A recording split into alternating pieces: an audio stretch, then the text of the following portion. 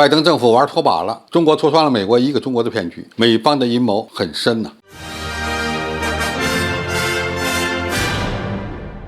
观众朋友，大家好，我是付先生。日前，美国国务卿布林肯与中国外长王毅举行了会晤，双方就台海紧张局势的升级展开了舌战。布林肯在会晤中表示，美国反对中国加剧台海紧张局势，反对北京任何单方面的改变现状的行为。王毅在会晤中则大篇幅地阐述了中国在台湾问题上的严正立场，并对美国称中国改变现状造成台海局势紧张予以了直接驳斥。这完全不是事实，而是对国际社会的严重误导。王毅说，中方要求美国把一个中国政策真正落实到行动上，而不是说一套做一套。台湾当局屡屡试图突破一中框架，而美方对台独势力的纵容支持也难辞其咎。从王毅的谈话中，我们可以看出，中国已经看穿了美国现政府说一套做一套的本质。一方面，拜登政府公开向中国承认遵守一个中国政策；另一方面，台湾又证实美军在台湾地区协助台军训练。拜登上月在 CNN 举行的市民大会上称，如果中国大陆对台动武，美国将协防台湾。之后，布林肯又称支持台湾有意义地参加联合国体系。那么，美国为什么在台海问题上出尔反尔呢？这里面可能有这么几个原因。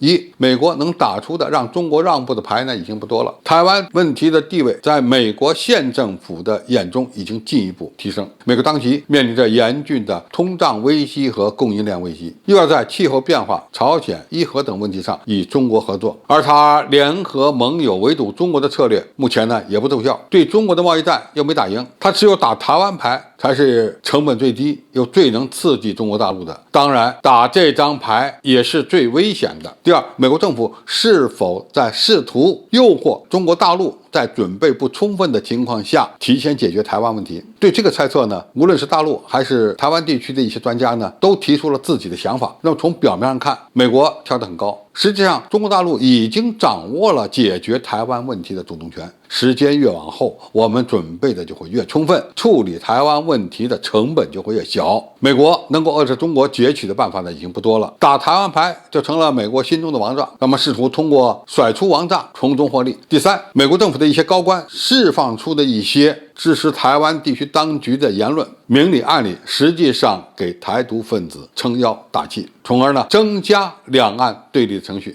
最近蔡英文当局在台岛内的支持率下降，在国际上的活动空间呢又被压缩，再加上解放军战机不断的巡航，给台湾地区当局施加了更大的压力。美国政府现在要想维持两岸的分裂现状，就要给台湾地区当局一定的支持，来增加两岸的对立情绪。这呢恐怕是最符合美国的战略利益的。第四呢，美国政府的一些高官发表的这些言论，既是对外的，实际上也是对内的。对内主要是用于安抚美国国内的那些反华势力。中国是一个中国，但是美国不是一个美国。美国内部的意见不统一，甚至呢相互对立，其中呢反华的势力很大。拜登政府又不得不安抚这些人的情绪，因此时不时的表达对华强硬就成了拜登政府的一个选项。那么中国应该怎么应对？首先，我们必须不断的加强对台军事斗争准备工作，不管美国干什么，我们还是要按部就班的做好对台军事准备工作。武力是威慑台独的利器，美国越打台湾牌，我们就越要增加相应的对台军事压力，看看到底谁怕谁。第二呢，在外交层面，我们还要挫败美国支持台湾参加一切国际组织的图谋，让美国的提案变成笑话，变成一张废纸。第三呢，如果美国政府仍不知收敛，继续采取那些打擦边球、踩红线的举动，明里暗里支持台独分子，那么中国大陆呢，也可以采取主动改变台海现状的手段、措施和行动，加大相应的军事压力。从长远看，中国大陆在台湾问题上将会变得越来越主动，因为说到底，台海问题是中国的内政。那么如果把台湾问题放到中美较量的棋盘上，我们甚至可以把美国的所谓台湾牌变成美国自己的枷锁。美国越是在乎，未来我们就越是发力。毕竟无论是和平解决还是武力解决台湾问题，我们都有相应的战略优势。美国到时候恐怕是很难收场的。那么再过几年，等到中国常规作战力量在亚太地区已经超越了美军，台湾问题又会变成美国的大麻烦。关键还是取决于双方实力的较量。好，今天的评述就到这里，谢谢大家收看，我们下期再见。